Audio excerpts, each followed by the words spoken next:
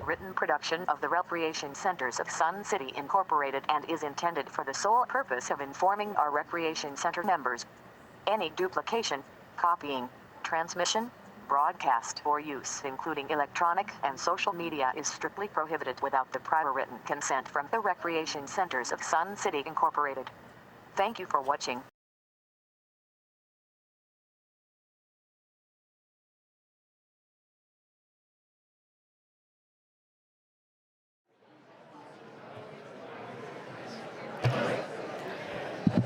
If everyone would please take a seat, I'd like to get started.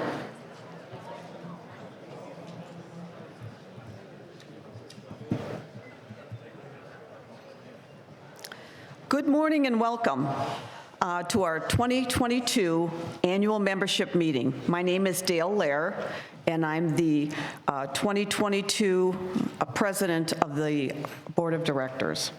Would you please all rise and join me in the Pledge of Allegiance to the flag of the United States of America. I pledge allegiance to the flag of the United States of America and to the republic for which it stands, one nation, under God, indivisible, with liberty and justice for all. Thank you. I'm going to just start out with a couple little housekeeping things. If you have a phone, we all have one, either turn it off or put it on the vibrate mode so there's not a disruption when someone's up here speaking. And I will remind you at the end to turn your phone back on. I promise, I promise. Okay, RCSC has 9 elected members of the board, and we are currently going through election season, which is coming up very shortly. So the videos of the candidate forums, go ahead and take those. Watch those. They're on the RCSC YouTube website. The term of an elected board of directors is generally 3 years, and the board has many responsibilities besides getting up and talking in front of a massive group of people. To fulfill its fiduciary duty and act in the best interest and the benefit of the corporation is number 1. To exercise sound business judgment and make decisions, and to establish and revise policies. And we are currently going through a major revision thanks to our ad hoc bylaws committee, and that whole process came out of our annual membership meeting last year. Please give me a minute just to introduce our current elected board of directors. Would you please stand? Our vice president, Mike Egge, is not here today. Our secretary, Alan Lanevsky, is not here today. Treasurer, Darla Akins. Director, Steve Collins. Director, Kat Fimmel. Director, Karen McAdam. Director, John Nowakowski. And Director, Sue Wilson. Thank you.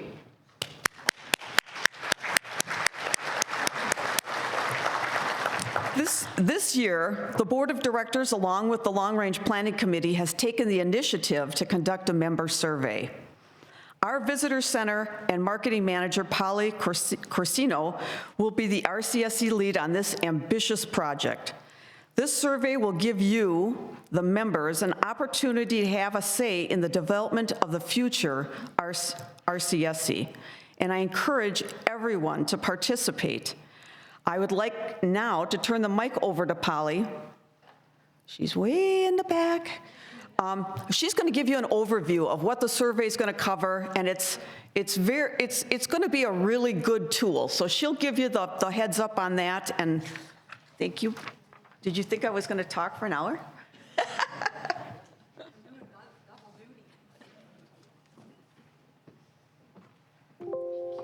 Take it away. Thank you. Thank you, Dale.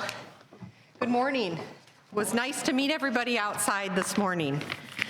So we are extremely excited to announce that the ASU Ad Hoc Planning Committee has hit the ground running with our partnership between RCSC and ASU to survey current and potential RCS members and privilege card holders. So we have a proposed timeline I don't see it up on the screen. There it is. So this is a draft timeline. As we go through the process, we'll be updating and possibly changing some dates, but for now, sorry, I'm trying to catch my breath. We're running in from outside. So the RCSC cardholder survey, we have feedback due from our committee and we met yesterday, this Friday. So we'll be starting the process of kind of going back and forth with ASU for the next few weeks on developing the questions for the survey. We're planning to launch the online and a paper resident survey in mid-January. That's our goal. That'll be open for about 3 weeks, and we will close the online resident and paper surveys in early February. So we'll have a preliminary analysis that will be complete in early April. ASU is going to hire a grad student to drive focus and working groups in Sun City, and they'll be doing that around March or April of 2023. So we're also going to be surveying future potential residents and members and privileged card holders of RCSC. So that timeline looks like this at this point, with the draft of the survey around April 15th, launching the survey sometime in May, closing the survey after 2 weeks, and having an analysis complete by July 15th. Now, the future resident survey will reach Gen Xers, which are around 40 to early 50s, mid-50s, and we're going to reach out to the Pacific Northwest, the Midwest, Canada, and those living in Sun City who are not yet card holders. So that's really exciting. We're going to get a lot of feedback from what people want from other areas, and we've determined those are the areas that people come from that move to Sun City and choose Sun City as their retirement or 55+ active adult community destination. How can we guarantee a successful survey? We need action from you. We need you to make sure that you file an up-to-date email address with cardholder services. So if you're not getting email alerts and you don't have an email address on file with cardholder services, please make sure that you do that and get an accurate email address on file. Watch your email for the survey in mid-January, and you will also see promotions. You will see promotions of this survey in SunViews, in the Sun City Independent, on our electronic signage, on our TV monitors in the lobbies of the rec centers, and on our Facebook page, and anywhere else that we think of adding these promotions. We want the word out, so tell your friends. When you see something come out about the survey, tell your friends and neighbors all about it and keep watching. So there will be an opportunity for those who don't use email to complete a paper survey. And those paper surveys will most likely be available at Lakeview and at the Visitor Center at Bell. So we have some ironing out to do. We're in the initial stages, but we are getting there, and we will get there. We need you to participate. Your feedback is valuable, and we're listening. So we ask that everybody complete the survey as best you can, fill out all the questions, complete all the questions, and answer to the best of your ability. Sun City has been a special and unique community for almost 63 years, and this survey will be instrumental in paving the pathway to future progress of RCSC. Thank you.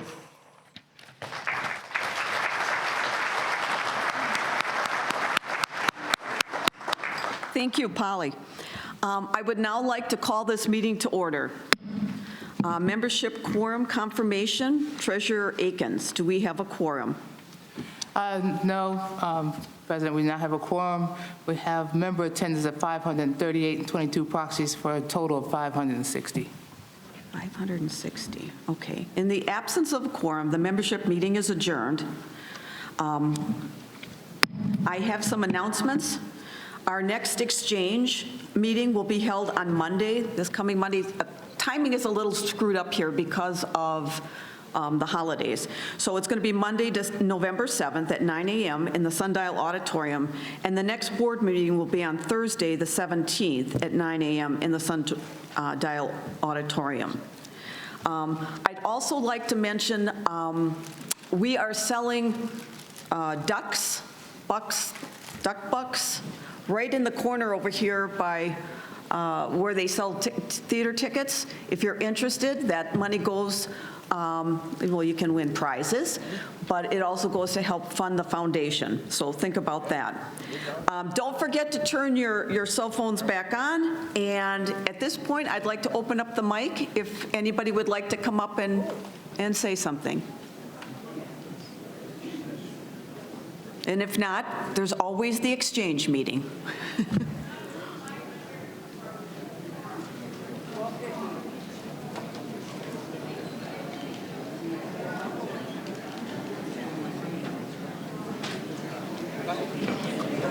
Okay. Go ahead, sure. Do I do my name? And Jean Totten, number 148753. I just wondered if Polly or one of you could tell us who is on the committee for the survey in case any of us would like to speak to them. Thank you. Okay. I am one of those people. Kat Fimmel's also on it from the board. We have two people from the Long Range Planning Committee. Russ Tolman is sitting over there somewhere, and Steve Oakes. Let me think, who else is on? Polly's obviously running it. Candy is our coordinator. She's also from the Long Range Planning Committee. I'm sure I forgot somebody, but Polly Corsino. Okay. Carl Feitsty, 152907. Okay, I just have to make a correction here because I skipped two people. Management. Oh, okay. All right. Kevin McCurdy and Chris Herring are also on the survey team. Thank you. I'm so sorry. Well, that's all right. I knew I'd forget somebody. Okay. Two comments here that I have. Last year we had a quorum. We couldn't do anything about it.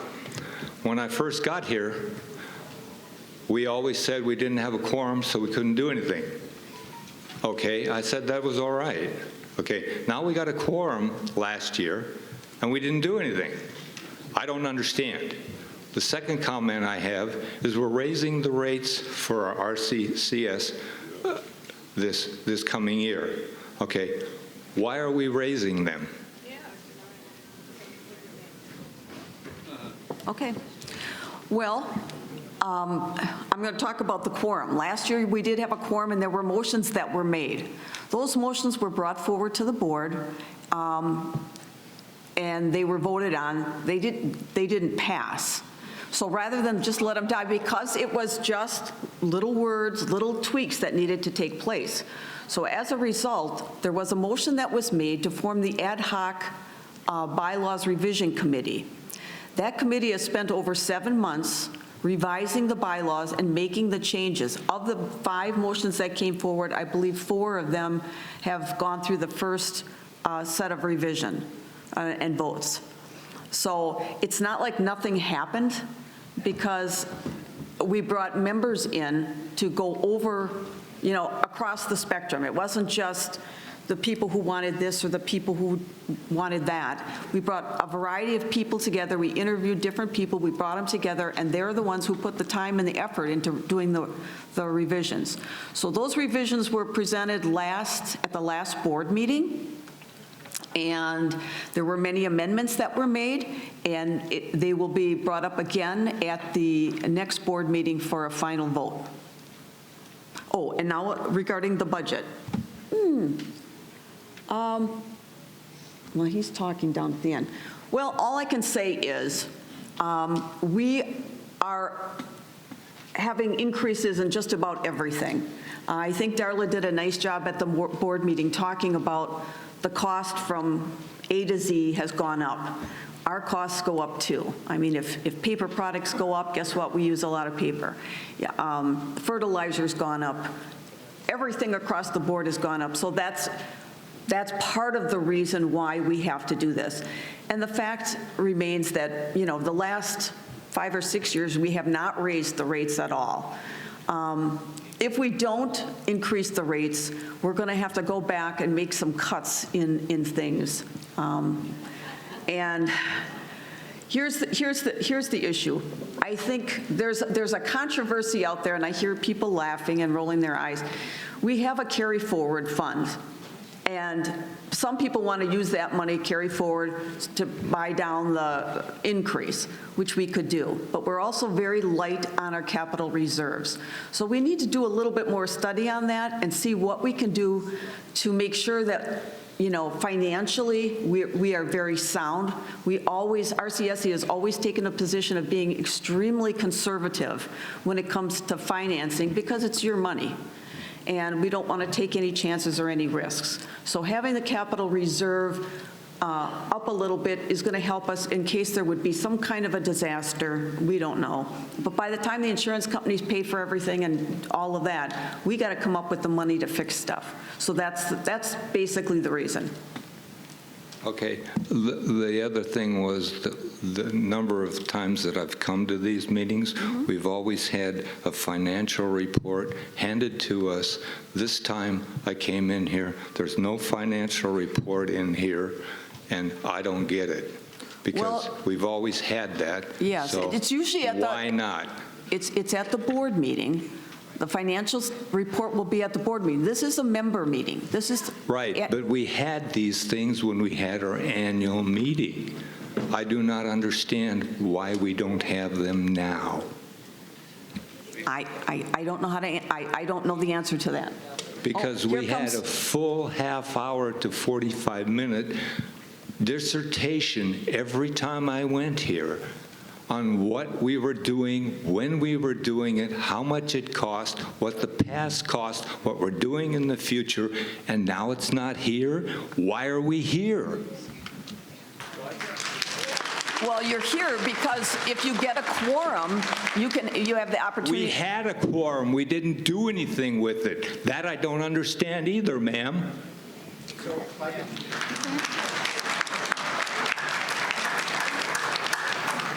Hello? Yep. Okay, so I'm Bill Cook. I'm the general manager. So we made a decision, since this was in November, this meeting is normally in March. We do not have any of our financials available from a budgetary perspective. So we always presented budget because in March, the budget was approved. And with feedback from last year, I've been told, that this meeting is your meeting, not my meeting. So we have our monthly financials. They get posted on the internet. Okay, they're on our website, and we have our meeting at the board that we present those financials, and then we have the member exchanges, which we didn't have in the past. And then we also have opportunities next year, that we felt would be a better opportunity when we have new members come in to actually go through our financials. So we wanted to make this meeting your meeting. And we have every, all the financials are already presented and given to you guys, so you have all that information. And come Monday, I have the State of the Union address, which I will present, things that are going on, try and be as transparent as possible with our projects and such. So that's a great opportunity, so I would encourage you to come to that. Thank you. Thank you.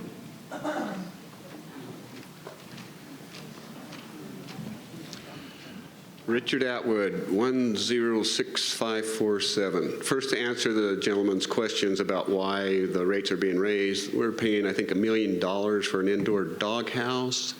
I mean, if they would cancel that, I don't think they would have to raise the rent. Also, I think there's a $40 million project going on that I think I'd say 80% of the members don't want. If they canceled that $40 million project, that would probably reduce our rates too. But what I'm here is voter suppression. That's why I'm here.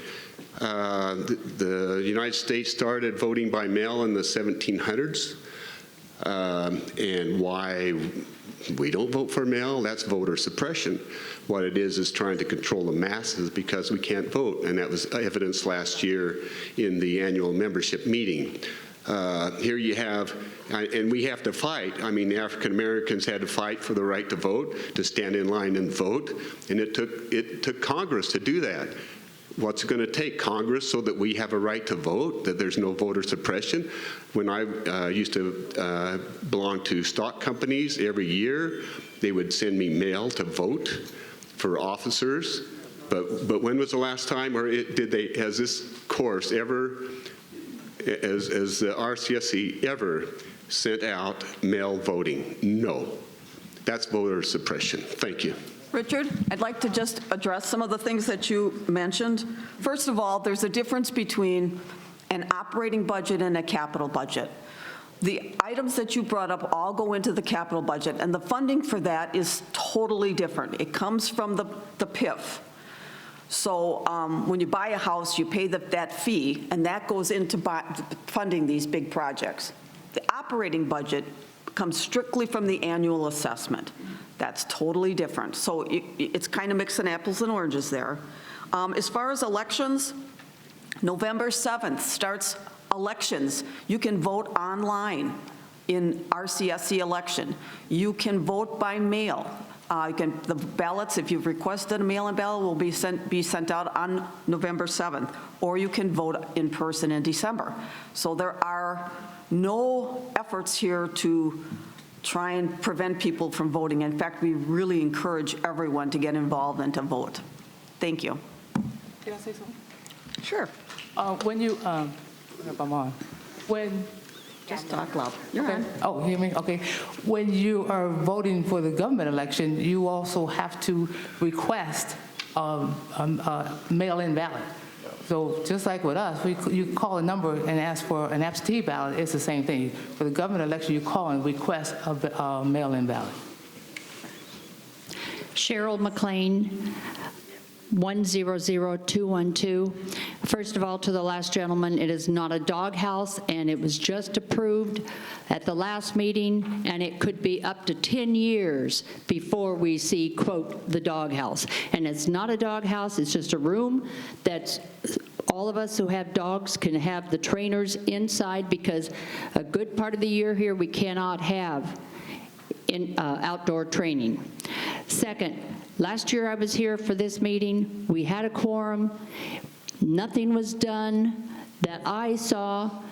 And so a lot of people aren't coming this year. We didn't try getting the proxies last year because it was useless, just useless. And people walked out after you said the meeting is adjourned here because they thought, what the heck? If our general membership meeting is terminated or ended, why should I have taken the time to even come? Yes, we can get up and ask questions or give our comments, but that's not the general membership meeting. This is just a question and answer. And I really wonder how much of this is going to be worth it. So if you can tell us why we're all here, except for this question and answer time, I'd appreciate it.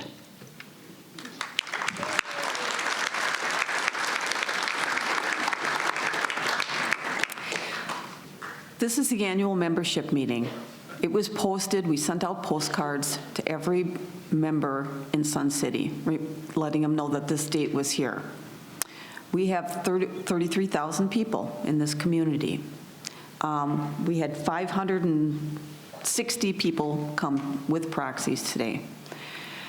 The point of this meeting is for the members to come forward if they have ideas, if they have suggestions, they want to make a motion, they can do that. And, you know, we, the board, did act on those motions. As I mentioned, they were brought up in meetings, they were voted on, they didn't pass, so we formed the ad hoc committee, which has addressed those things that were brought up last year, and I think they've done an excellent job. I would encourage you to come to a regular meeting of the board, especially this one in November, because we're going to be talking about it again, and you will get the new revised bylaws with the amendments that were made at the last meeting. Okay. I have been coming to all the meetings. Second, you may say that there was something done as far as an ad hoc committee, but I think the members are wanting to be heard and to have something done then. I don't think we want something done, I mean, that ad hoc committee started a year ago. Here we are a year later, and we're really not getting anything done. And I think people want to have more say, more things done immediately. I'm sorry I'm one of those immediate persons, but that's just my say. I want to hear what other people say. Thank you.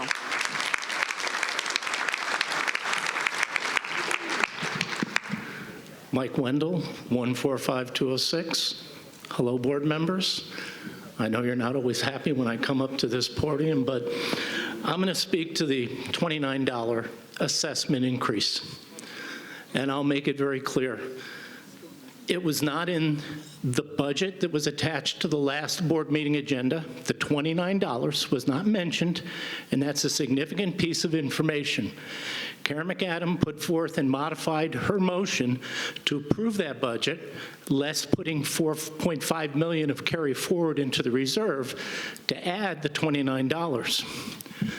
Bill Cook got up and stood up and says, well, I got to redo my budget. Oh my God, because it failed. That motion failed, meaning there is no fee at the moment. We're talking about $900,000, maybe a little less, not even $1 million. We've got over $10.8 million sitting in carry forward. That's a whole nother discussion of a board not finding out that carry forward even existed until this past year. Sometime during the year, it came up in a meeting saying, what's this money? And Bill Cook says it's my rainy day fund. He has reserve funds, he has other things. And I've been digging into the budget and I've been looking at things. I have no problem with the budget. The budget covers all the things Bill Cook says about costs are going up, prices are going up, we pay more for gas, we do all these things. And there was a shortfall, and he actually took, I think it was about $1.7 or $1.8 million from carry forward to produce that budget, but then decided we still need to charge us $29. Increase our assessment.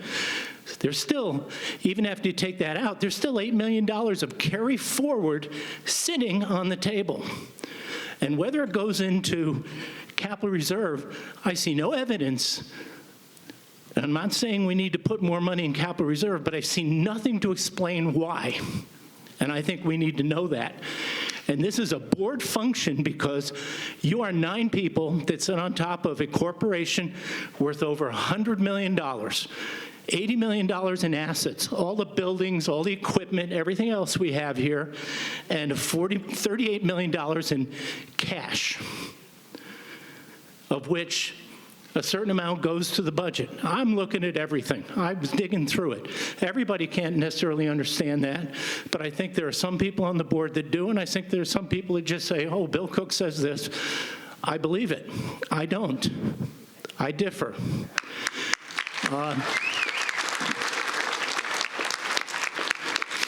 We need to take another $800,000 or $900,000 out of carry forward and eliminate that $29. Has nothing to do with whether our fees are too low or anything else. I'm paying more at the grocery store. I'm paying more for gas. APS is putting in a $460 million increase request. That may not take effect for another year. Everything's going up.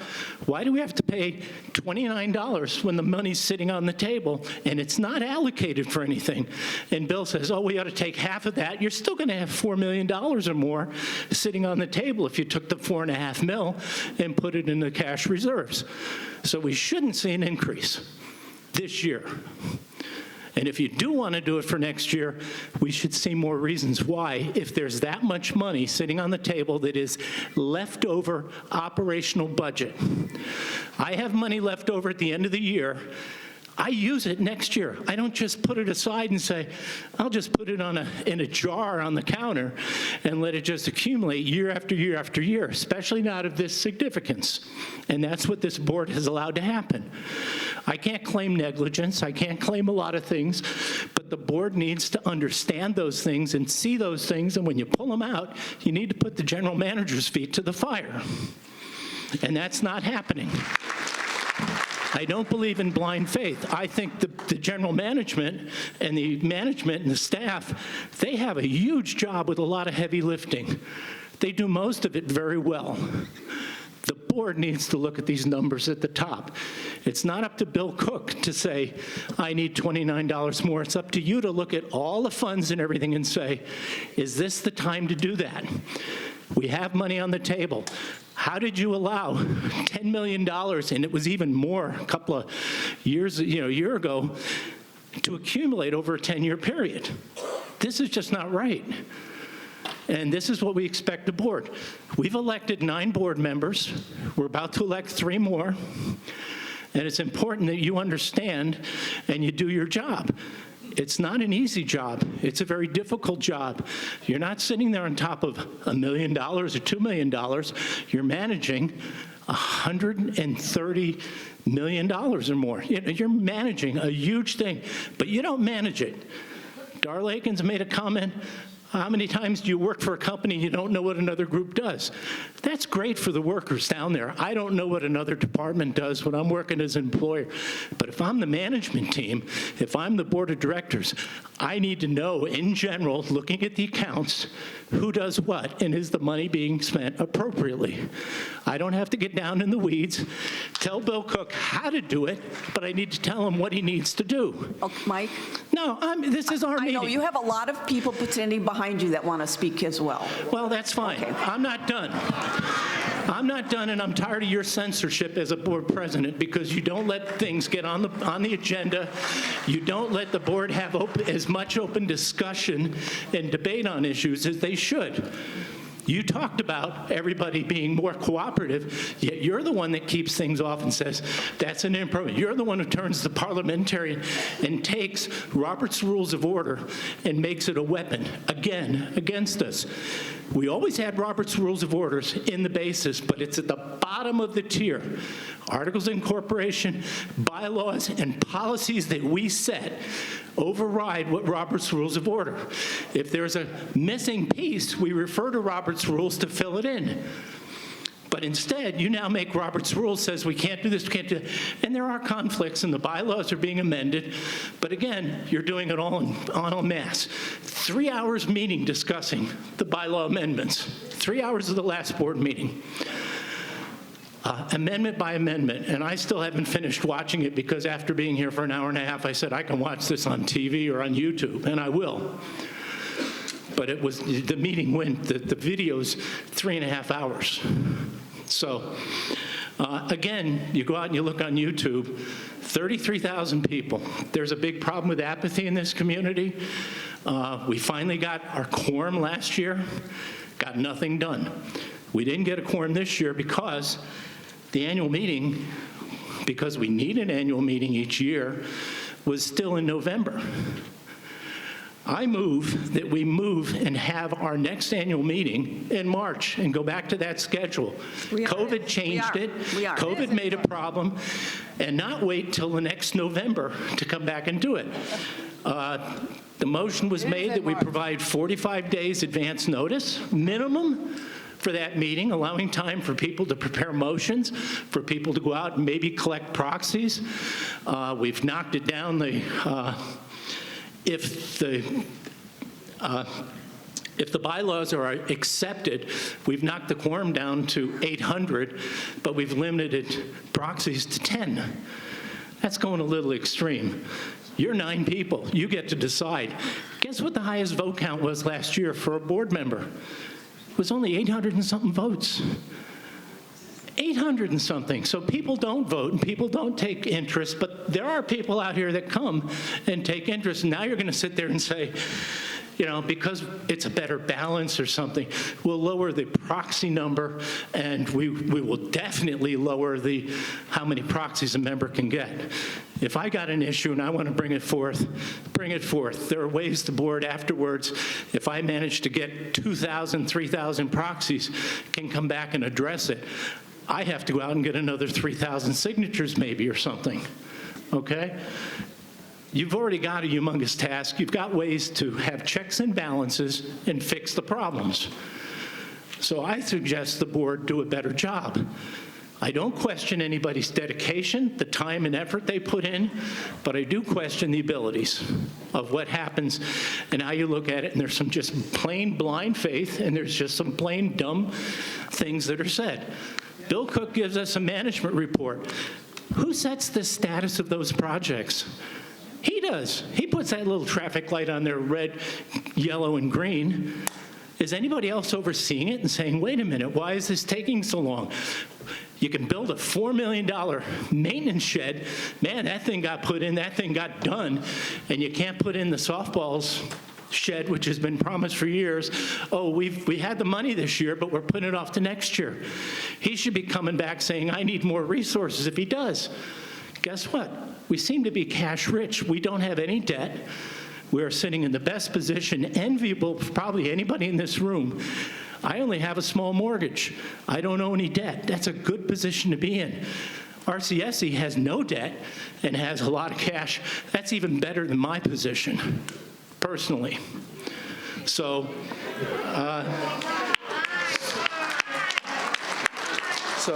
I'm going to finish, and I'll make one last comment. Two years ago, you dropped the communications committee, period. You call it now In Focus. That's a great, they do a great job. That In Focus series, what they provide, but it's one way. It's RCSC to us, and they even say in their thing, it's an entertainment factor. There is no communications committee to discuss how residents can have better things. You brought back board member exchanges, member/board exchanges. We get to come and complain or make our comments. And again, those have dropped off to far less than what's in this room. You're lucky if you got 100 people now. And that's it. So, thank you. Okay.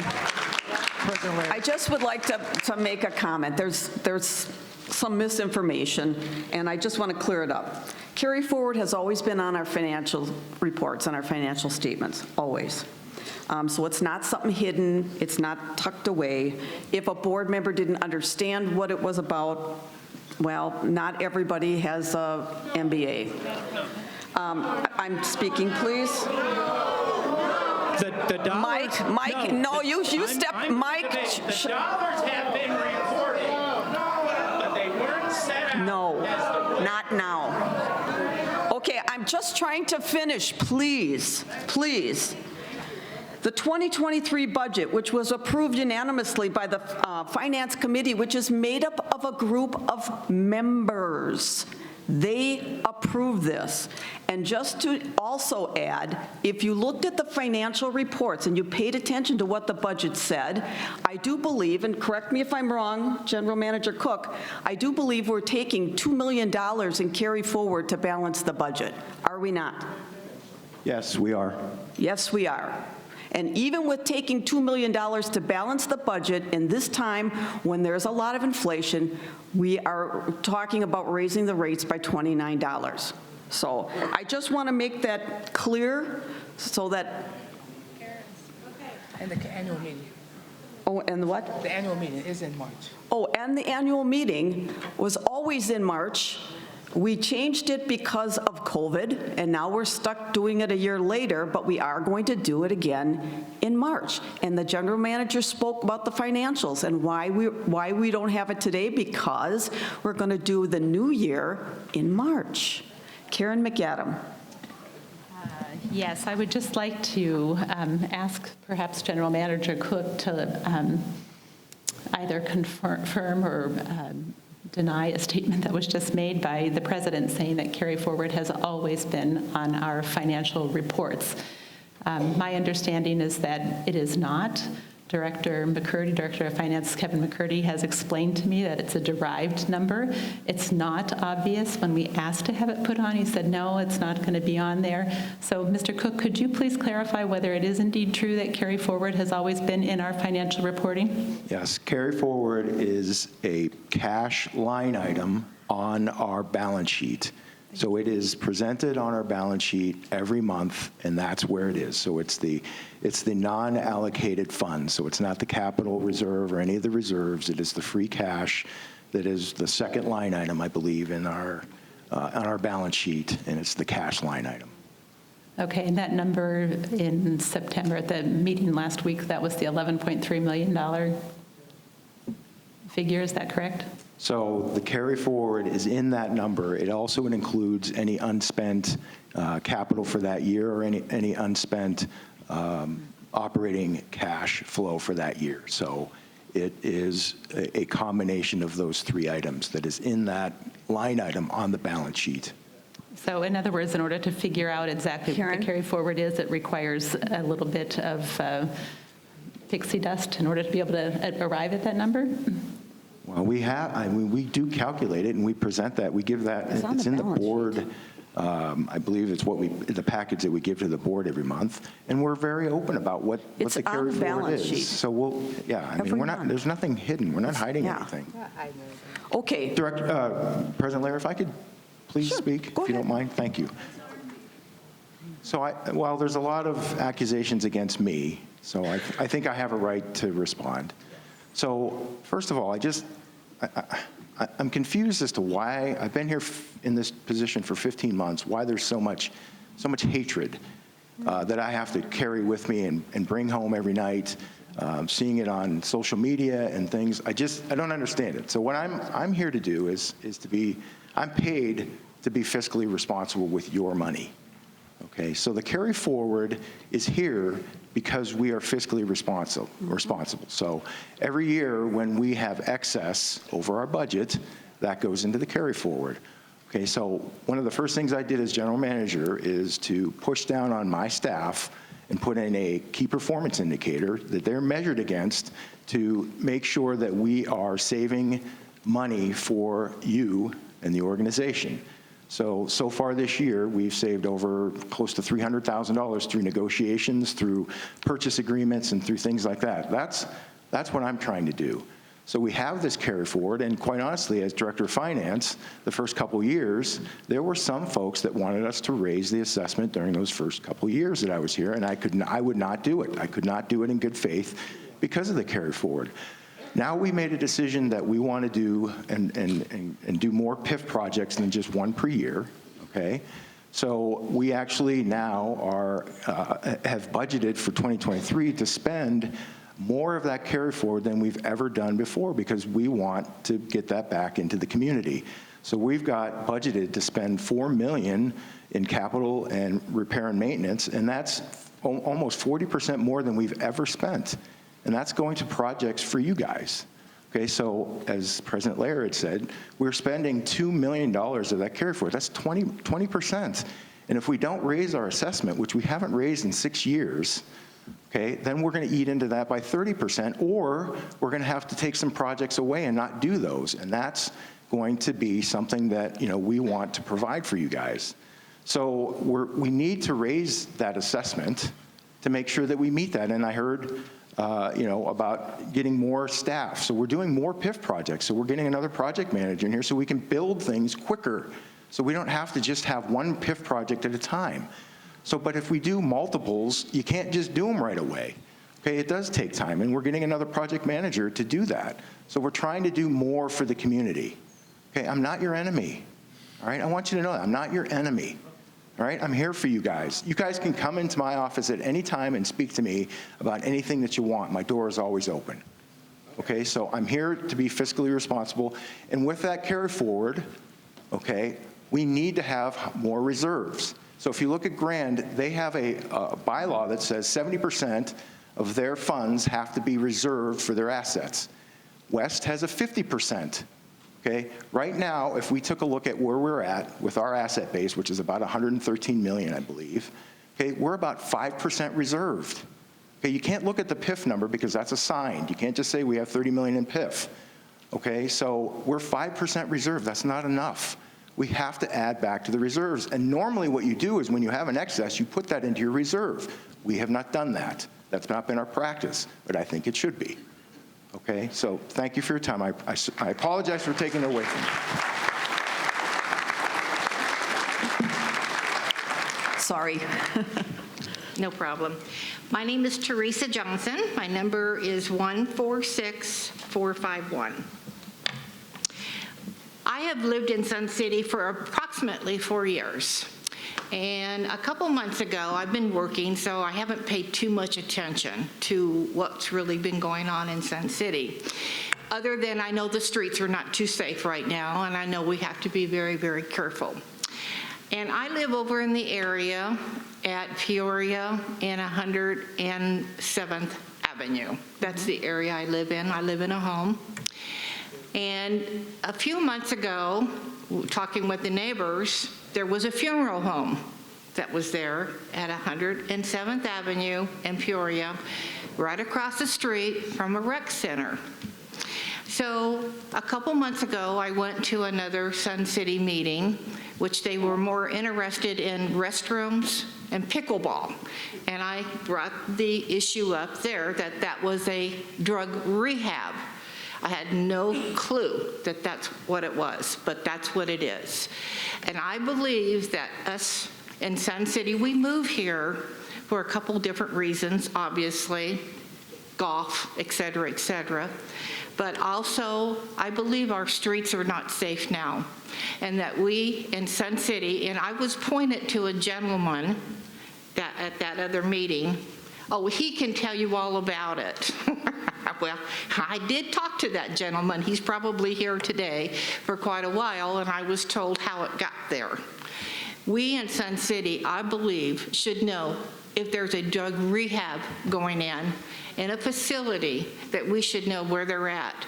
And I know that sometimes I do drive late at night, and I do know that those people that go there, I understand why they go there. I'm not stupid, and neither are we, okay, but they're younger, okay? They don't really, I don't see a lot of old people there, okay? And they're hanging out, okay? And they hang out on the streets.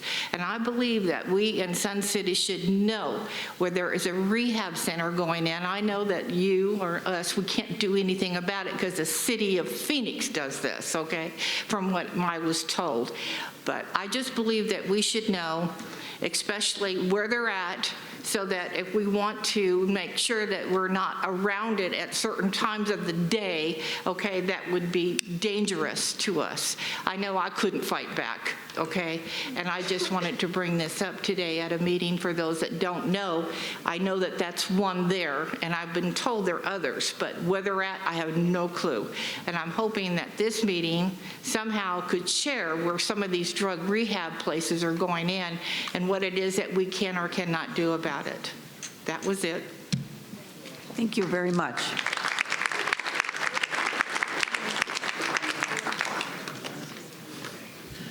Hi, Mark Swain, 144244.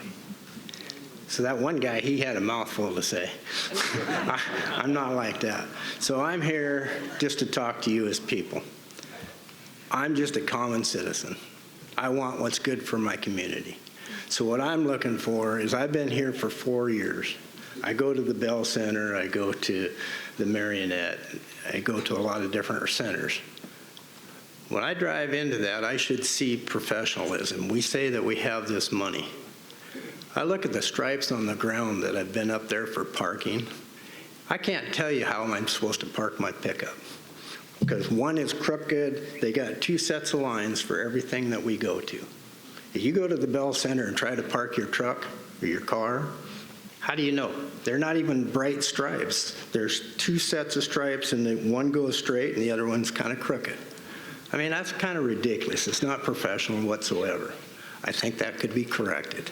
And it shouldn't take 4 or 5 years for somebody to say, hey, this is ridiculous, right?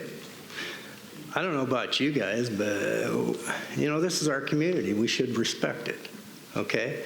The other thing, I'm reading in the paper, right? I read the Independent on a weekly basis. Why are we fighting with the posse?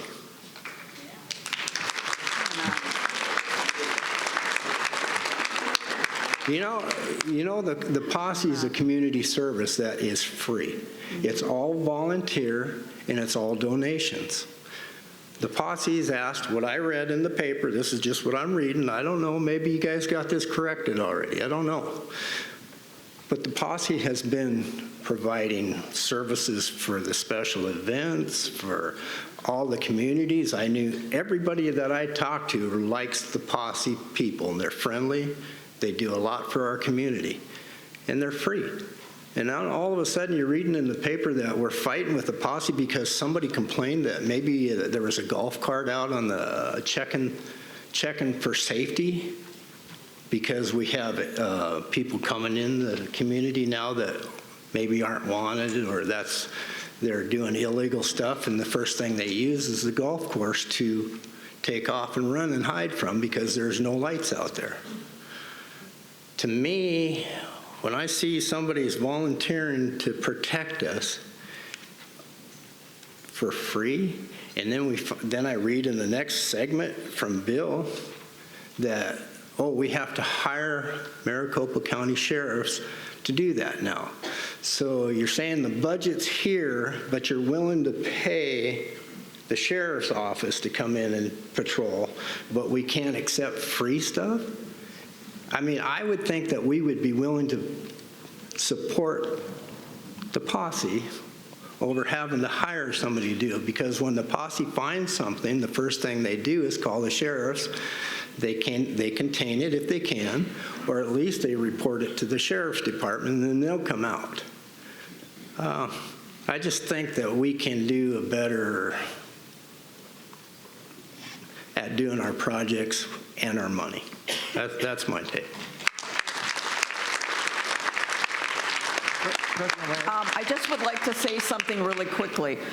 Your comment about the parking lots, that's really good information, and I think we do have a property committee, but I don't believe that anybody's looking at the parking lot, so we're going to add that to our property inspections for you.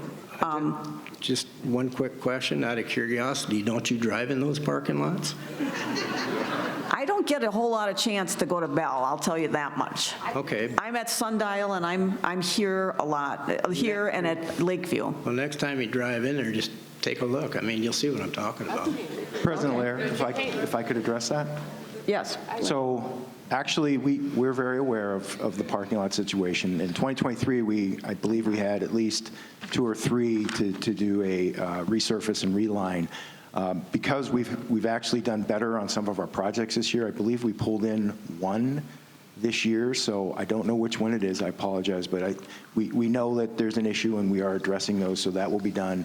You'll see actually we just completed, quail will be next, so we're doing quail, and then you'll see some others, and then going into next year, you'll see it resurfacing. Can I address the posse as well? Sure. Okay, thank you. So I have, when I started as GM, one of the first things I wanted to do is make sure that we maintain and strengthen that relationship with the posse. So I actually initiated quarterly meetings with the posse and with MCSO. So we have one of our deputies, who is our liaison for RCSC, come to these meetings. So it would be Commander Fuller's staff and some of my staff and MCSO. So we hosted the first one, the posse hosted the second one. So what's going on now is that the posse is trying to do some more security type activities for us. They had asked us to come patrol inside of our buildings. So I had to look at that from an insurance perspective and a liability perspective, because they're performing security activities.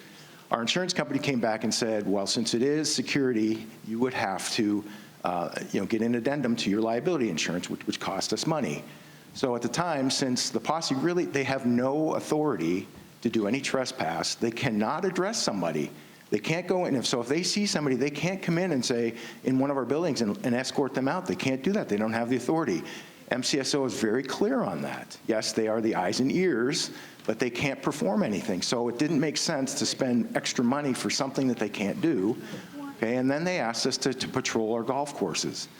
So we looked at that as well, and we were going down a path that maybe that was a potential, but they're driving their vehicles on our golf courses, and it's at night, and it's very dark out there.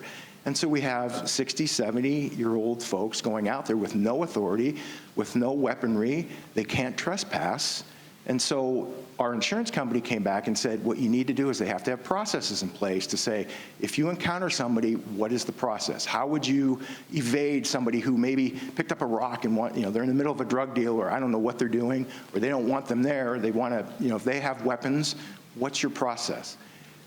I do things and make decisions based on the fact that I can sleep at night. I don't know that I want, 16, 17-year-olds out on our golf course intervening in that situation. And MCSO has told us they are not security. We love what they do for the community. Okay, their mission statement is on their website. It's to support the community, to go out and do wellness checks, to do vacation checks. Okay, that's great. We provide free space to them at Grand. Okay, we want that, all right? But apparently that's not, that's something that the posse wants to do more of, and we just felt like we would rather have somebody, whether it's off-duty MCSO or another agency that can carry weapons, that can trespass, and that can perform security. We think that's better money spent. So we actually added that to our budget for next year. So that's something we are very well aware of, that security is an issue. We have no issues with the posse. We want that relationship to blossom. A lot of our employees are posse members. Why would I want to destroy a relationship and affect my staff? Okay, I don't want to do that. All right, so that's where the issue is. I had lunch with the Captain Stutzman from MCSO, and we discussed all of this. Okay, and so I think I'm in sync with MCSO, that's who provides our security for us. Okay, so our path, I define what our pathway is. He's in agreement with it, so I feel very comfortable with that. Okay, so thank you very much. Thank you. Madam President. I'd like to have a little bit of rebuttal on that. Sir, you've already stepped away from the mic, and it's really not fair. I asked this lady if it would be okay if I stood in. I didn't allow Mike to do it, so I have to say no. I'm sorry. I'm sorry. I'm just asking. Okay. Steve? Just a quick question for Mr. Cook. When was the last time we sat down with the posse and tried to iron this situation out?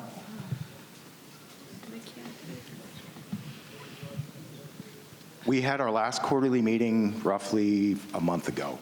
And so we have not done anything at this point, because what I wanted to do was meet with MCSO to make sure that they were in agreement with the pathway for our security. So I wanted to make sure that we were in agreement. That relationship is very important to me and to this community.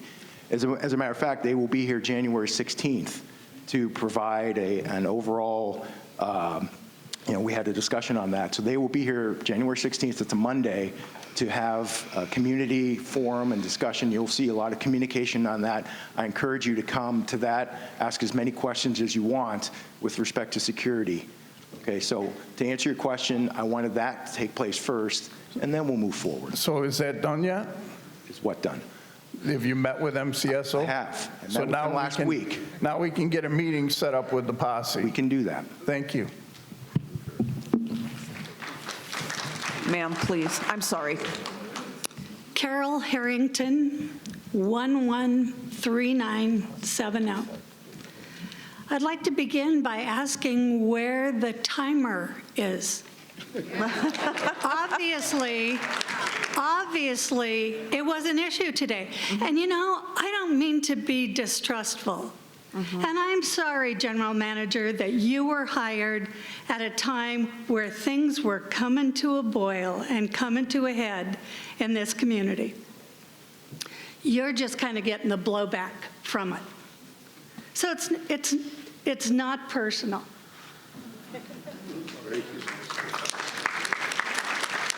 My distrustful feeling about the timer is, this is our meeting. So you don't care if somebody gets up here and blows off a half an hour, because then you don't have to listen to the rest of us. And it's so interesting that it's our meeting, but you dismissed us within the first 10 minutes. You have the power, and you are not afraid to leverage it over us. I believe Donna, you're shaking your head. This isn't funny. What you say is not funny. So quit laughing at her. Yeah, I was going to say, Donna, you're shaking your head and doing the eye roll. All that good stuff that got us into this mess in the first place. We don't feel respected by the board. And people left this meeting as soon as you, chairperson, said, okay, you don't have a quorum, it's over. And it's like, why do you have the power to do that? And I know, I was here last year when we had a quorum. We had people that worked their, pardon my French, asses off getting proxies on non-RCSC property, I might say. What was that? I missed it. I said, they had to get those proxies on non-RCSC property. They had to go out of their way to do that. But I think there's such a feeling of, well, what does it matter? They don't listen to us. We took, I don't remember how many straw poll votes last year that were passed by the quorum, and all we got was a committee. And the committee has done some fine work, I'm sure.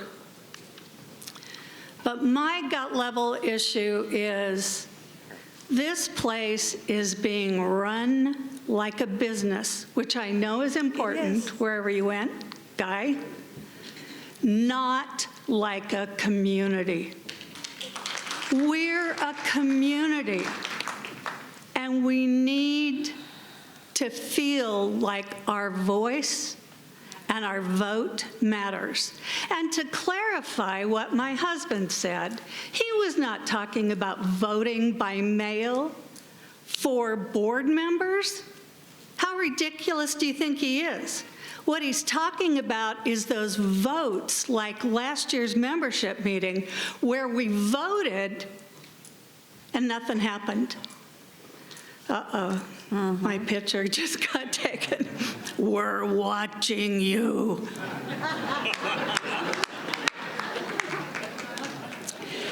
And to the lady who said she's worried about the drug rehab places, I'm a 13-year sober, graduated from a treatment center. I don't think it's the rehab centers that you need to be afraid of, lady. You're more at risk in Fry's on Grand than you are standing outside with those people.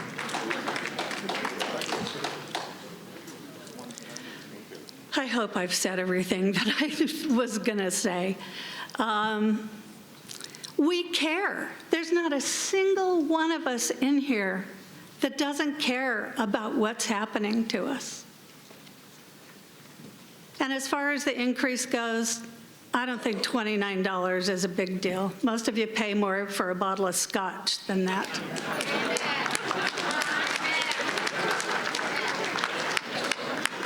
Okay, one last thing. Why is it that some recommendations, like the parking lot getting painted, get responded to? Oh, okay, we'll look into that.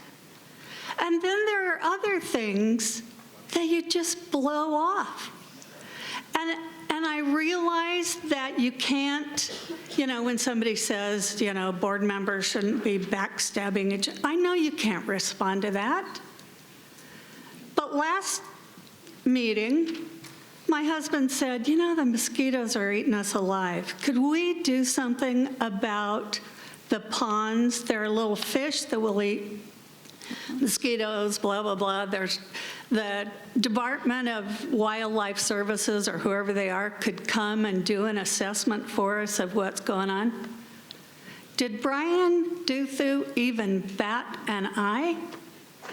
What happens to do they come back up in your meetings? Absolutely.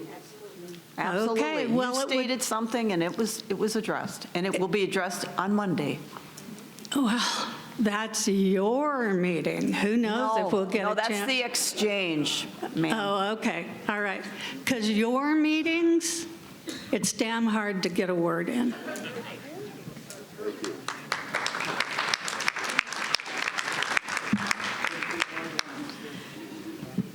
Ready? Ready. Barb Erickson, 132081. I wasn't going to speak today, but this is such a negative crowd. I just want to tell you, I'm having a blast. This is the most fun I've ever had in my life. There's too much to do. I don't have enough time in the day. When I moved here, I realized I pay way less in taxes and way less in fund than I did in Montana. I don't have to drive 60 miles to get to a rec center. This is ridiculously cheap and ridiculously fun. And maybe the people that appreciate you guys doing this job, because I don't have to do it. I trust you guys. Every time I go into the RCSC office to talk about one of my clubs, the response is immediate. Things happen fast around here. I don't understand why people don't like this place. This is great. You know, I mean, I can't think of a better place to live. So we vote for you guys to do your job. We hire the money people to do their job. They're much better at money than I am. Let them do it. Let's just get moving here. Thank you. Thank you. Thank you.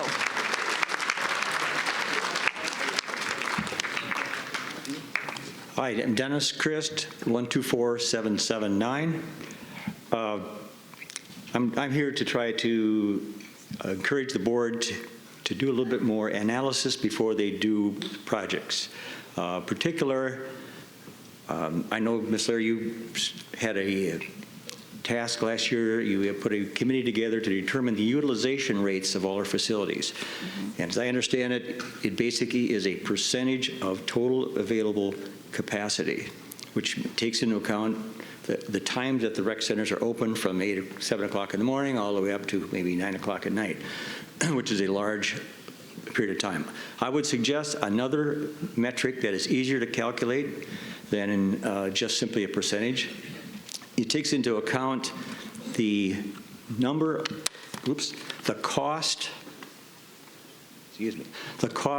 per member visit.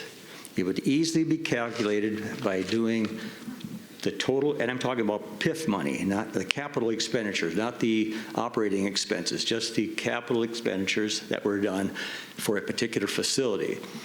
And if you look at the pickleball, I don't know the exact numbers, but if you were to consider the pickleball capital cost subsidy that the RCSC is giving to each member, you would have to look at perhaps a $5 million capital cost over a 30-year life. And if you, so therefore the cost per year, you would basically take the $5 million divided by 30. And if you have 1,000 members using it 3 times per week for 45 weeks, that's 135,000 uses. So to calculate the capital subsidy, you would take that 135,000 uses, divided that into the 5 million divided by 30, which was, I think, something like, I can't remember the exact number, but it turns out to be $1.23 per use. And who wouldn't pay $1.23 to go play pickleball? Some people wouldn't, but I suspect a lot of people do. And you look at the subsidy per use for the softball facility, which brings up another issue that I have. It appears to me that some softball board members came to the rec center and requested a fund for a building. And the process by which that project came to be was determined by very few people. I was never asked whether or not, what's the most important thing that the rec center could do to make that a better facility. And I did suggest to our president that the sun is probably the worst thing that facility has. Every outfield position will look into that sun at some time during a day. And at 8:30 in the morning, the sun is right in line with the home base. A third baseman could take a rock a very hard-hit ball and not even be able to see it. There's a 3 o'clock in the afternoon, a person in the right field last year did not misjudge the ball, could not see it in the sun, and it hit him in the head. Fortunately, he did not get seriously hurt, but these are issues that the softball field can easily rectify, the rec board can easily rectify by rotating the field per recommendations of the Major League Baseball, which says that the line should be to the northeast, whereas ours is more to the northwest. So I would recommend, and I did the numbers on that, if you look at we have 450 players per week that play on that field, and for approximately 45 weeks a year, so that's 20,000 member uses. And if you spend an extra $1 million, perhaps, to rotate that field over a 40-year life, so you divide that into that, it turns out to be approximately $1.65 per member use to be able to have that facility become more safe. And that is my issue, and I wish that the board and the management, once a club goes to you to ask for facilities, that you get more information from more players. What is your concern about these facilities? And finally, the last one I would talk about is the future. We're talking about PIF money. Most people think that this is free money because it's not being paid by the members, when in fact it is actually kind of like a tax on the, and what do you call it, unfunded, not a taxation without representation, because the new people coming in, they have to pay it, but it indirectly affects the value of your property.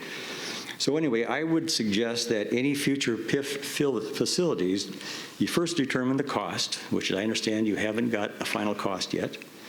Identify the customer demand, and then estimate if the facility would draw from other facilities, because every person that goes to the new facility will be coming from another one, which reduces their utilization. And then, so anyway, if you look at the $30 million potentially that you're spending on this new facility, and you basically, if your desire is to get, let's say you have a $2.50, for example, average cost per visit as a capital cost, and then you divide that into the if you take like a $30 million project divided by 30 years, you got $1 million per year that is allocated to that facility, and then you divide that by the $2.50, you would have to have 400,000 visits to that facility to be able to have that cost. If you have less than that, that means the subsidized cost for every visitor is going to be higher. And I'm asking the board to give us that information. How much are you actually, how many visits do you get for each facility, and how many do you estimate you will have for the future facilities? $30 million is an awful lot of money to put on one facility at the south end of our city. You could very easily leave Mountain View as is with small changes to give us a better theater, for example, and you wouldn't have to remove pickleball facilities, which are very highly utilized, and you wouldn't have to build courts in Mountain View or in Lakeview to account for the loss in facilities in Mountain View. So anyway, please take a look at the numbers, give us the information so that we can provide feedback to you whether or not it makes sense for us to do that. Thank you. Thank you.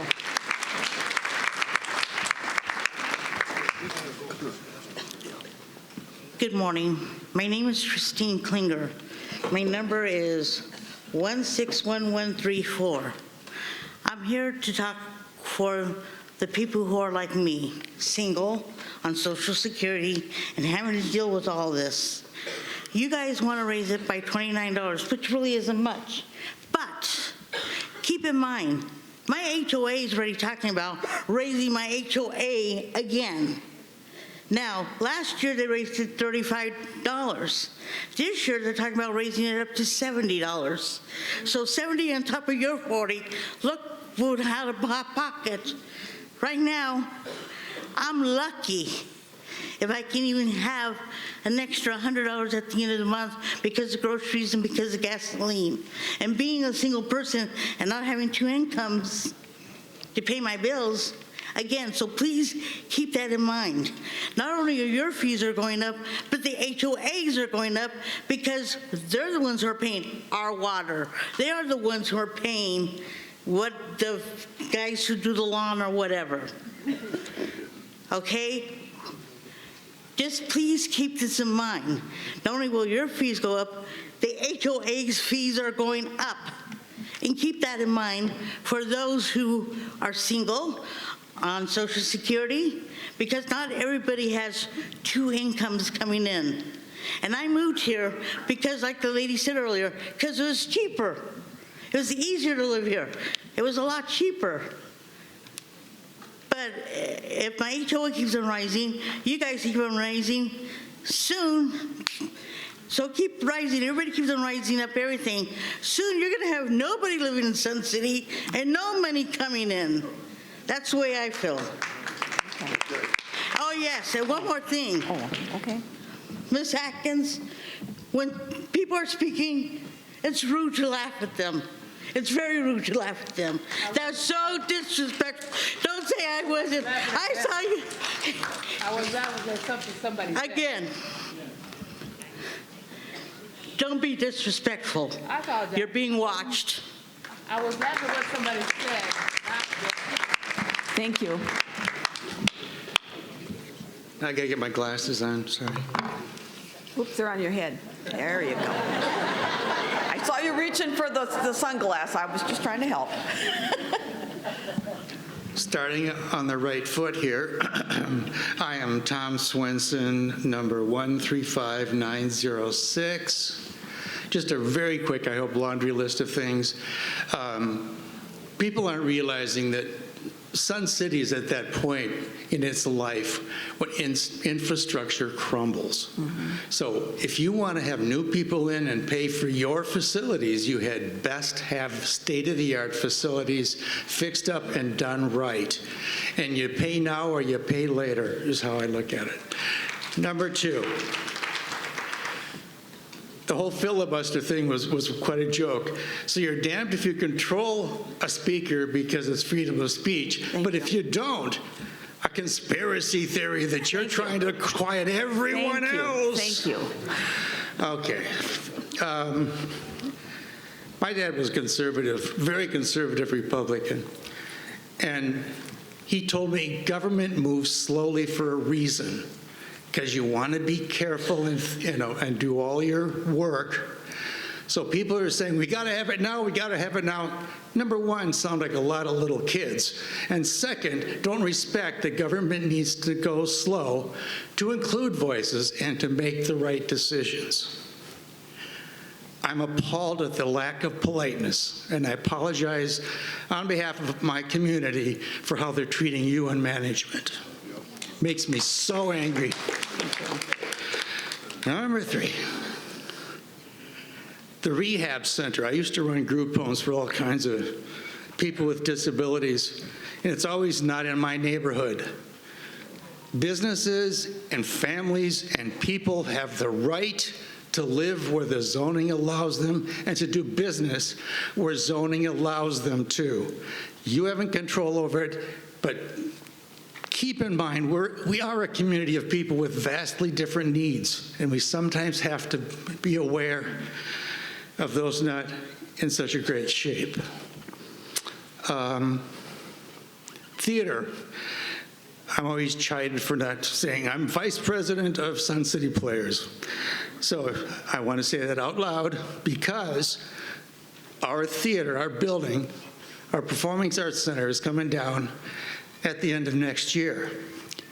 It really is time for the board to give us some clear answers to where we're going to put our stuff. We have lots of stuff that needs to be stored. We need that answer soon because we need 6 to 8 months to plan. And number two, we need to perform somewhere. I've always talked about how pickleballers can go play pickleball at whatever number of centers we have. Once the theater's down, we can't go to our other theater because there's one building. And we understand that, and we're willing to make that sacrifice. But we would also want to see if you are or aren't going to give us support for our venues that we're going to perform in the lack of Mountain View being there. Sorry for being so nervous, but thank you very much. Thank you. Happy November, everyone. Joanne Greeny, 106-561. Is that enough numbers? 106-561. Yeah, I wrote it down wrong. Regarding the possible rate increase annual, I know we need to do it, and I think that's all just fine. I would like to suggest, right now we're at $496 per year, and let's do, just a thought, if we do $4 this year for '23 and $5 increase probably forever and ever. We are going to need an increase. It's going to be small, not quite what everybody would like right away, but at least we're going to know what it is going to be next year. It's going to be a $5 increase. Okay, we can deal with that. Also, I think that would be important for the real estate people to know when they're bringing people into Sun City. Yes, that annual assessment is probably going to go up $5 per year. So just kind of plan on it. Whereas here we didn't have an increase for supposedly 5 or 6 years, and now we have a substantial, I guess, increase. So that's just one suggestion for the increase. Last year and a couple of other times, I've made a motion to take a look at having this meeting at a different time rather than the 9 a.m. when everybody wants to play golf. That's the favorite time to go to the doctor. I'm cutting out my workout these mornings. And also this room, the most beautiful auditorium in the world, we have to displace our 200 line dancers on Tuesdays and Thursdays because this is the only space available. It's a lovely auditorium. It's just overused, and speaking of infrastructure, I'm afraid this building is going to fall apart if we don't have a backup. I would like to also bring back a 3-minute timer, maximum 5 minutes. I hope I haven't gone over my 3. We should be able to get our point across in less than 5 minutes. And so that's my 2 cents worth. Bill Cook, thank you for doing an awesome job. It is a tough gig. And everybody else, thank you. Thank you.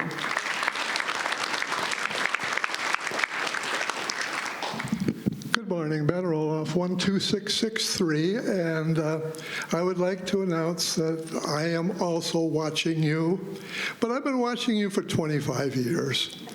And, and John, I've been really, really happy. I love Sun City, like all of us here. We're dedicated enough. We got out of bed this morning to come on down, and to participate in our recreational center's activity. And I did want to correct one thing. There was a gentleman earlier, and that's okay. We have voted by mail. The RCSC has sent out ballots by mail any number of times in your history. And I understand why you may not want to do that today. It's called postal rates, of 32,000 times, however, even for bulk mailing. It's a little bit prohibitive. I did hear something at the last meeting that, I love all you people, but there are sometimes I don't love what you do or what you say. And I think last meeting was maybe the most that I felt really troubled in 25 years. And that's that you may feel that we don't love you all the time, but that's how I felt as a member at the last meeting. That you don't love me, you don't trust me. And I felt bad about this. And I have to explain, for those of you who were not here, The board worked for over 3 hours at the revision of the bylaws, stimulated by what 4 of us brought to the meeting last year in the form of motions. And so we appreciate all the work of the ad hoc committee. It was hundreds of hours that they put into it. And it's not passed yet. It was just the revisions were passed to send to the board to vote at least once or 2 more times. But here's the part in there, it's one little portion of 24 pages that really bothers me. And what bothers me even more was the explanation for it as to why. Here's what happens if they pass the bylaws as they are. We will have an annual meeting. Our quorum of 1,250 will drop to 800. That's better. Proxies will be limited to 10. I understand what the whole reasoning for that was, whereas last year we got proxies, we could get any number. The meeting will be in March again, and we'll do that next March. But if we come next March like we did a year ago, make motions from the floor to say to the board, we want you to entertain and react to them. And if you react in opposition to what we've asked you to do for us as members, then the next step for us in terms of our redress is we get to go out and to gather 3,200 signatures to call a second meeting so that can bring us back so we can get another quorum of 800 and then vote again. Now, where are we going to get those 3,200 signatures? Not on the property that belongs to us. Our property, our recreation centers. We have to take our petitions to have our meeting someplace off our property. Now, here's the part that was really, I found, very troublesome, is the fact that the explanation for that is that, well, if we are going to gather some signatures on property, we could interfere with the interruption and interrupt recreational activities and staff time. Well, as a Sun City historian, let me tell you, there have been petitions that have been signed on recreation property that have been up to 10,000.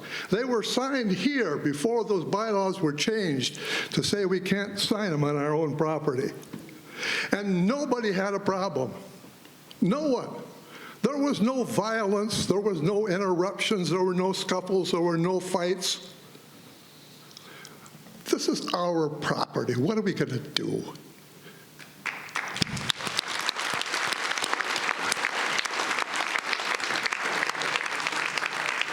It gets worse. The worst part was this, is that the chair of the ad hoc bylaws revision committee announced when we talked about those, or when it was talked about, the board talked about those revisions, that even though it sounded like he was not particularly in favor, whatever, of that he had to support it so he could bring it back again next year, maybe, of keeping us from signing on our own property. And here was the threat. The 24-page document that they worked on for hundreds of hours was not going to be passed. Nothing. They're going to throw it away, everything away, all the work away. Because there were 4 people, he said, I wish he were here today to verify, but he said at the meeting, there were 4 board members said, if those words are go back in there that we can sign petitions on our own property, they would torpedo the entire bylaws over those words. I mean, I am embarrassed for you. I'm angry about it, as you can probably tell. I'm not an angry person. This is about as bad as you're ever going to see me in your life. And I'm just terribly, terribly disappointed. I'm sorry I've taken so much of your time, but I thought it was important you knew. Thank you. Madam President, before everybody leaves, there is something that you all need to do, and that is we have another children living in Sun City, and the hearing is November 10th.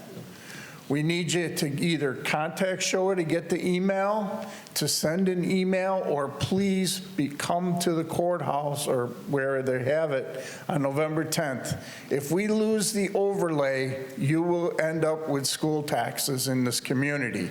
You're worried about $29, you better worry about $2,900. So please, send out the emails and come if you can. Contact Showa. They'll give you all the information, but that's very important for this community. Thank you. Thank you, Steve. Barb Wagers, 114211. I have a question for Mr. Cook, please.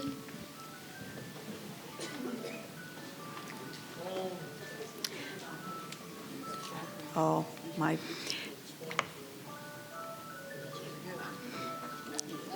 The RCSC's insurance company states that the posse cannot be on RCSC golf courses or in the rec centers. My question to you is, then why is it okay that the posse can direct traffic in a very crowded Sun Bowl parking lot? So, to answer your question, it's not that they cannot. It's just that it would cost us, from an insurance perspective, we'd have to have additional insurance for security purposes. On our property to guide vehicles in and out is not a security function, and therefore it doesn't fall within that restriction from an insurance perspective. Their definition, not mine. Okay, thank you.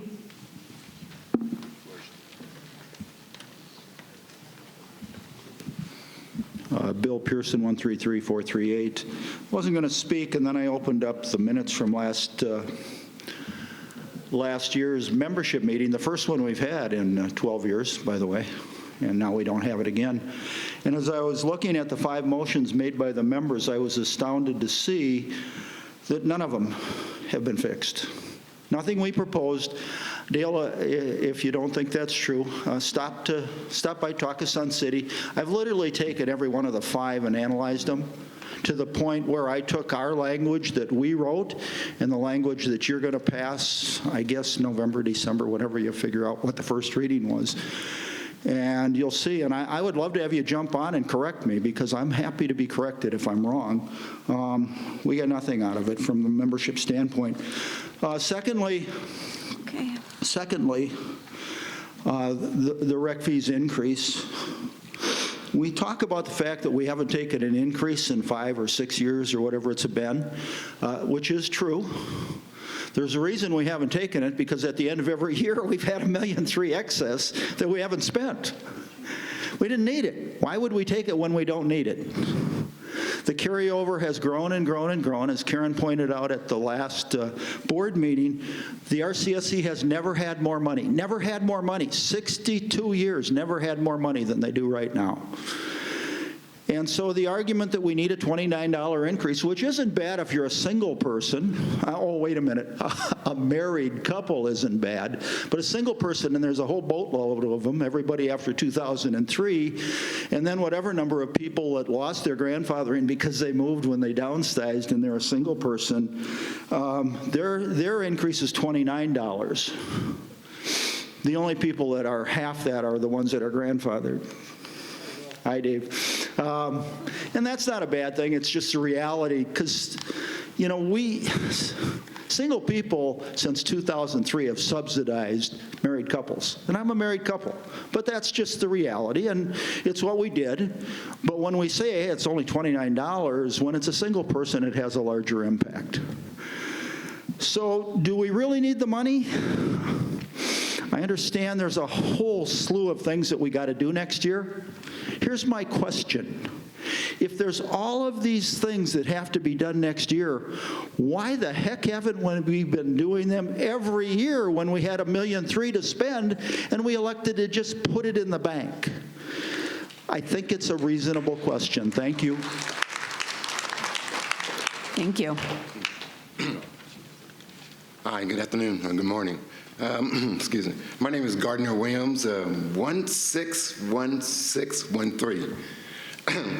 I just recently moved here. I've been here about a year today in Sun City. Congratulations.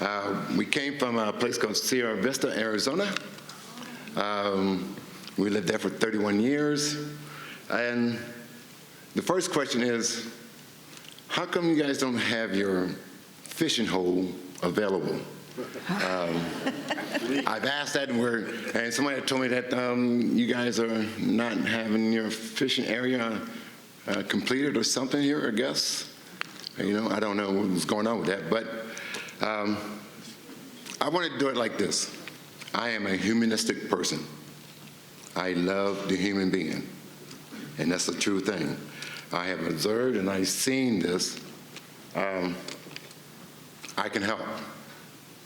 I have helped in my recent area where I lived in Sierra Vista in many, many ways, in politics, community, organizations, and I do think I am willing to help you also.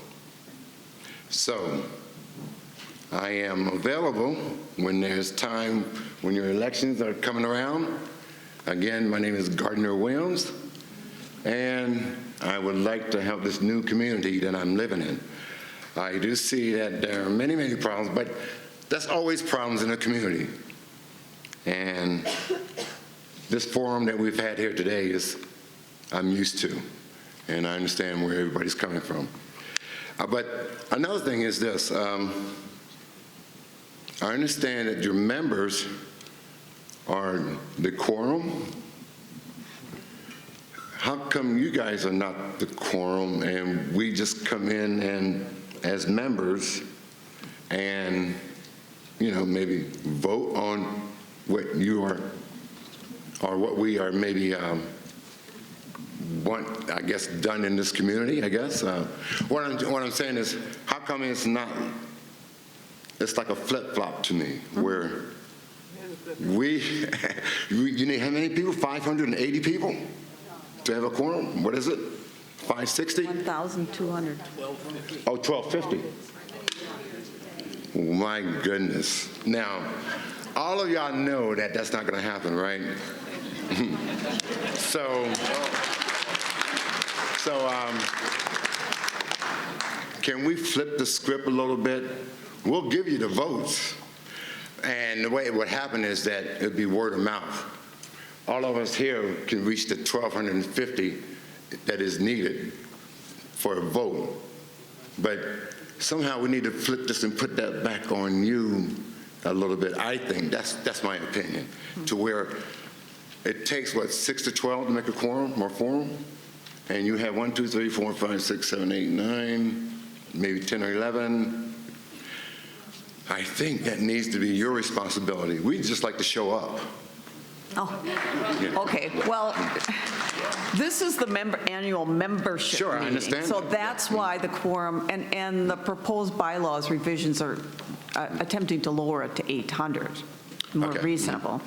And then regarding the elections, always interested. Next year at this time, you're going to be seeing posters. If you're interested in running for the board, yes, I strongly encourage it.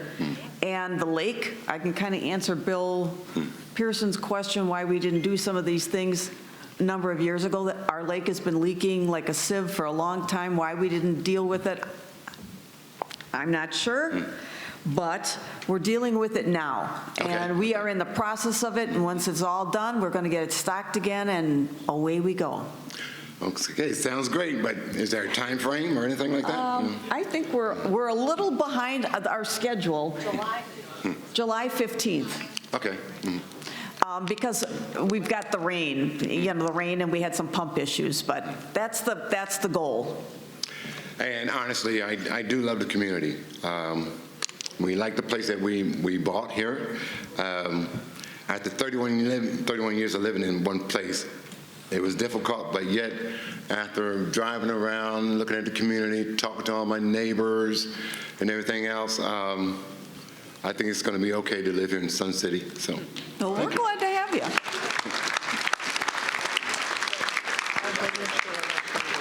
I do want to say that, yes, we have had over 1,200 people in here before. When we had when they wanted to build a school out here, people showed up, and they showed up for that big time. So yes, we did fill up this room, and I think we had over 1,200 people here. You only need my card number, is that right? Just your name and a card number. You need my name also? Yes. Okay, it's Granville Pearson. My card number is, time out, 128171. Thanks for your service, Sarge. I couldn't pass that up. I had a question which slipped my mind, but I can't pass up this opportunity also to who is left in the auditorium here to repeat what Mr. Collins said regarding the individual who wants to have a child here. You can get the name and email for the woman at the Maricopa County Sheriff's Office if you want to participate. It's very important. So I couldn't pass up this opportunity to say to everybody, please participate, get the email address of the caseworker who's in charge of it, and send in your comments. It's very, very important. Thank you for bringing it up, Mr. Collins. That's it for me. Thank you very much. You got a good earful today, too, didn't you? Good morning, everybody. My name is Darrell Washington, 157233. I've been living in Sun City now for almost 2 years. My wife would have wanted to come today, but she had to go to a dental appointment, so that was one that was missed out. My thing on the quorum is this: I'm confused. Really am confused with Robert's Rules of Order, especially nobody's talking about the revised Robert's Rules of Order. In other words, when the pandemic hit, rules changed. Nobody could meet. Everybody had to do it by a Zoom meeting, online, and those rules changed. And the pandemic is still affecting us, just like 9/11 did with our financial institutions. 9/11, they won to me. They won because they changed the whole way we think and do business in America. Okay, and it's been 20 years since 9/11. Okay, but with the pandemic hitting, we're talking about a quorum. Where does that magic number come from? 1250. We're talking about lowering it to 800. Okay, all of the ones I sat on in college, in my community I come from, on boards, a quorum consisted of how many people are present at a meeting. Okay, that's what a quorum is. So where do we get this core number 1250 from? Where do we get this core number from, the ad hoc committee, to 800? Because somebody mentioned last year, because I was here last year at the meeting, they mentioned 500. If it had been 500, we would have had a quorum today. Now we're going to have to wait, who knows, for another 15 years before we have a quorum to approve the minutes. I mean, that's how long it took. Last year when I came, I read those minutes, I thought the date's wrong. It must be a typo, 2009. And then I realized when the meeting started, oh, we can approve the meetings now. And I thought, my goodness, I didn't even know Sun City existed in 2009. Okay? And I've been coming to Arizona for a long time. Okay, but that's my question is, somebody can answer that from Robert's Rules. Robert's Rules of Order has been revised. It has been revised in 2020 and 2021, and it's been approved. But we keep going back to the old book. No.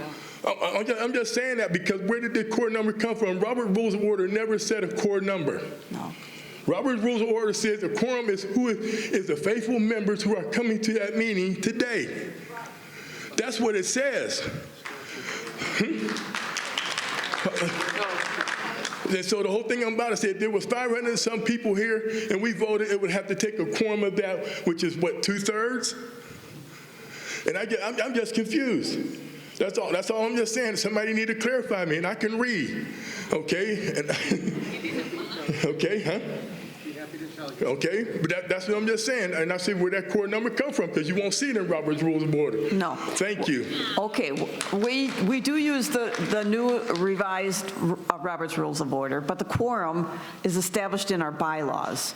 And a number of years ago, it was 500, and we had a small group of people who kind of took over everything, and it was problematic, so they raised it to 1250. Small group of 500. So, well, with proxies, if somebody comes in with 200 proxies, you got a small group of people who are making decisions. I wasn't here at the time. I was working and living in Wisconsin. That's all I can tell you. But there is a motion in the revised bylaws that are currently being voted on at the next board meeting to lower it to 800. So, okay. Can I say something? Actually, if you go by ARS statute, that says that we have can do up to 10% of the membership, and the membership is not necessarily people that are here, people that live here that have cards. They are members.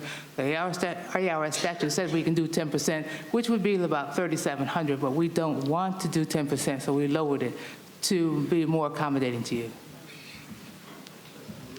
Hi, Pam Nichols, 48058. I've lived here a long time. I'm probably one of the few people that spent 3 hours to watch your board meeting. And I was disappointed at the lack of respect you show each other. You're supposed to be working together. And remember, every one of you are voted in by us. So the people you disrespect, you're disrespecting us. Thank you.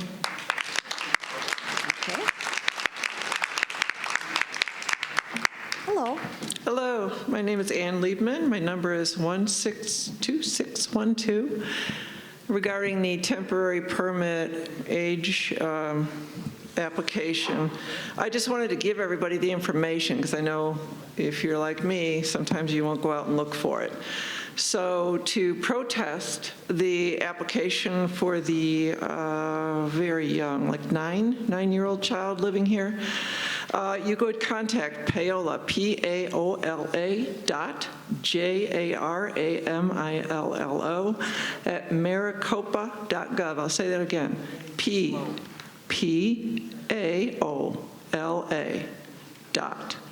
.JARAMILLO at maricopa.gov.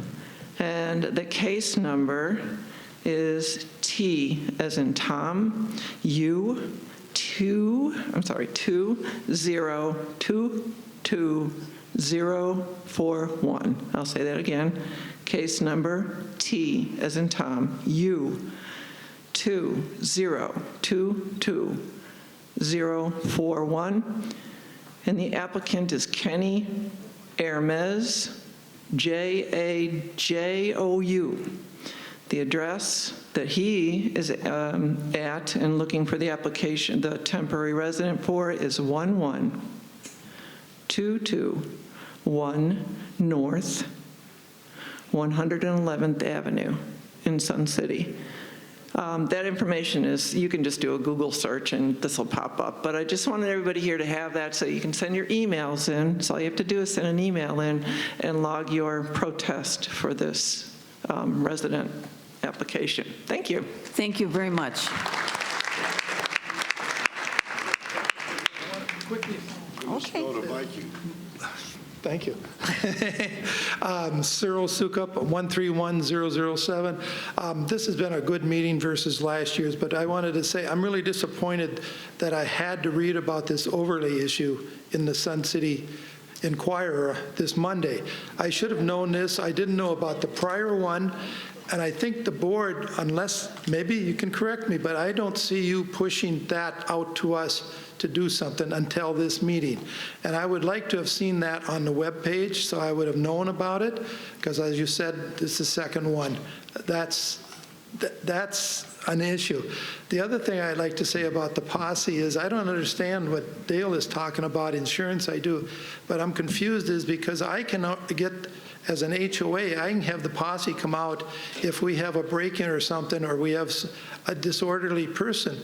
because I signed a form, they will come out and also contact Maricopa County to have somebody come out if we have a disruptive person stealing, whatever you want to call disruptive. And so I'm confused about that.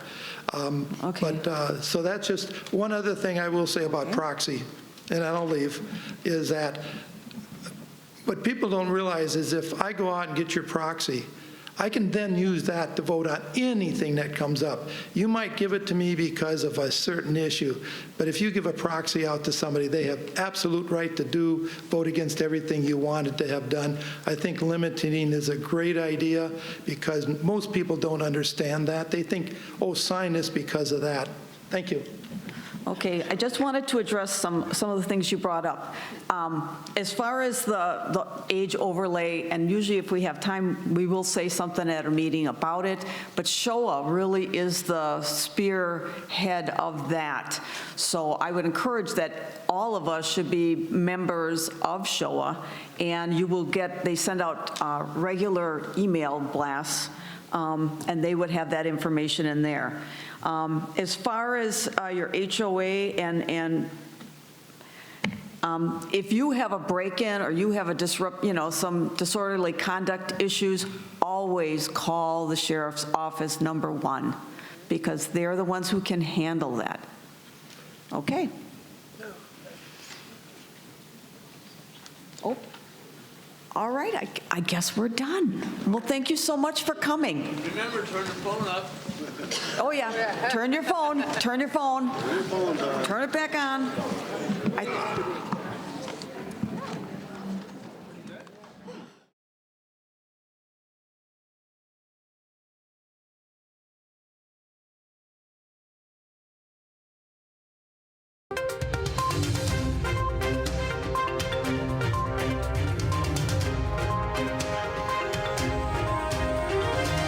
This is a copyrighted production of the Recreation Centers of Sun City Incorporated and is intended for the sole purpose of informing our Recreation Center members. Any duplication, copying, transmission, broadcast, or use, including electronic and social media, is strictly prohibited without the prior written consent from the Recreation Centers of Sun City Incorporated. Thank you for watching.